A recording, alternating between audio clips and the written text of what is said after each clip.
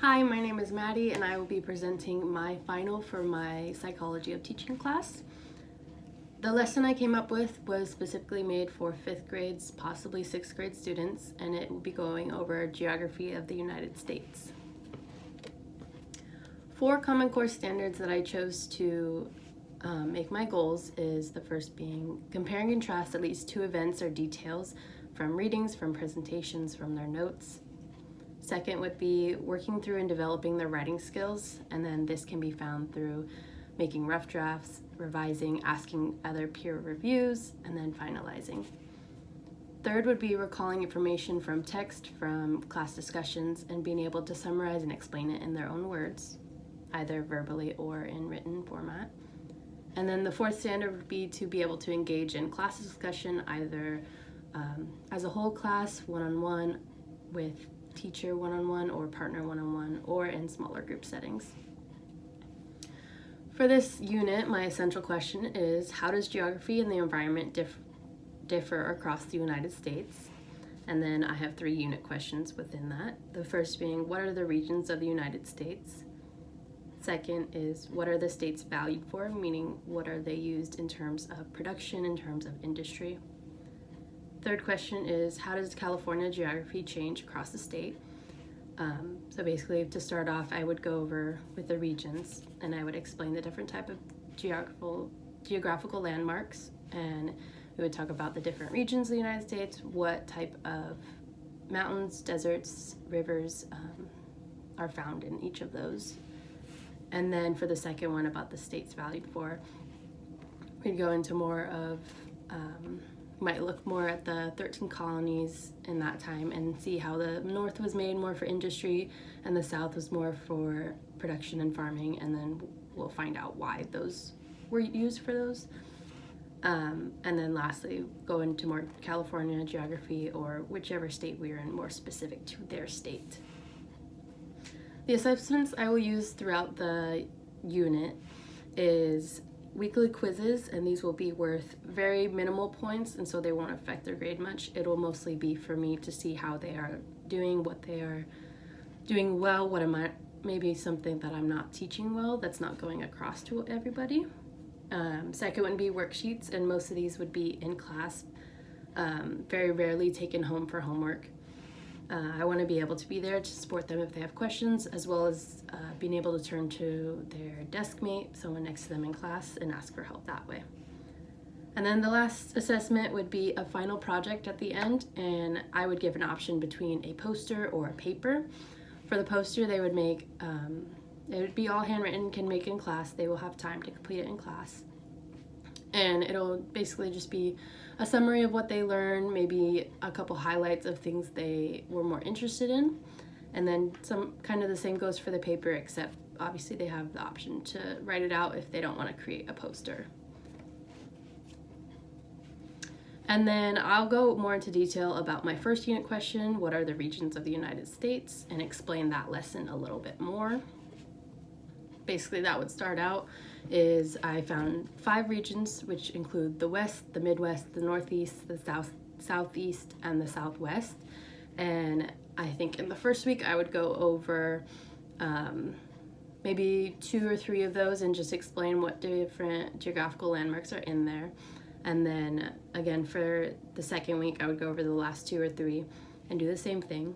In the third week I would likely go over more specifically mountains together, and then the rivers together, and then deserts together, and we'll explain more into what they can be used for, whether or not if we use the rivers for farming and production, or if we use it for drinking water, different uses we could get out of them. And so for example, when I'm going over the West region, I would explain that the Rocky and the Sierra Mountains are there. There's also the Mojave Desert, and we're also bordered to the Pacific Ocean. So there's a lot of different things going on. The ocean, desert, and mountains are all completely different things, but there is a lot of overlap between them. We'll definitely use lots of maps to explain this, and so let's get that focused. This, for example, we'll see like over here in California, we have the Sierra Mountains. We also have the Colorado River and the Mojave Desert all almost intersecting in the same place. I might go into explain what goes on in those intersections, whether or not it differs so much. For example, in the Mojave Desert, where the Colorado River might meet, if that region of the desert is drastically different than another that's closer to the mountains. And then go into more facts about certain ones. I'll open it to discussion if they have specific questions about a specific mountain range or anything, or if they're more interested in something. I'll definitely go into that. I think it's important to include interesting facts and also interesting stories that goes with it to keep their interest and engage them in the lesson. For example, one I might use if we're talking about the Appalachian Mountains, those are the ones found on the East Coast, and I think I would explain, I might go in to show them a little bit of the Appalachian Trail that a lot of people hike, and how long it is, where it is, things like that. I might also explain more about the 13 colonies, how the Appalachian Mountains kind of kept the 13 colonies from expanding more, and then what happens after they expand, what they found on the other side. I think that would be pretty important. Similar to the Mississippi River and how it was bought throughout the Louisiana Purchase. There's definitely a lot going on. I probably wouldn't have time to get into everything, but I definitely would want to answer as much questions, keep them as interested as I could be, and whatnot. Another thing is that my class at the school I'm teaching at would be coming from a lower social-economic status, and for that reason I would make sure that I am supplying enough class time and all the materials that I am requiring, that I'll have it in class. For example, the poster boards for the final, I would obviously supply those to who would be completing that portion of the project. If there's any internet need or research, I would obviously allow. If my school had a computer lab, if we had Chromebooks that could be taken into the classroom, I would allot time for that. And then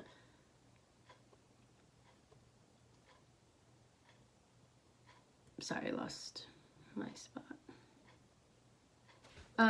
Overall, I would just want to make sure that I am giving my instructions off right. That's why I think with weekly quizzes, I'll get a lot of feedback from those. I don't want them to think that that affects their grade if they're not doing well, because that's not the point of them. I think also the worksheets are good tools to learn. I know in my time in elementary school, I remember worksheets were very helpful for me, and especially having extra ones to practice, whether I wanted to bring them home or just practice in my free time at class. I think that was a very good tool, and it helped me learn a lot more about it. And then definitely just remembering is one of my sixth grade teachers, she would read specific stories about the lesson we were learning, like not textbook type stories, but an actual like written story from different authors. And I think that was super important, and it really made me interested and engaged, and I looked forward to that. I think it is important to add in different elements, breaking up lectures with class activities, class discussions. With the maps and geography, I think those would be pretty cool to look at. I could pull up a lot of different kinds.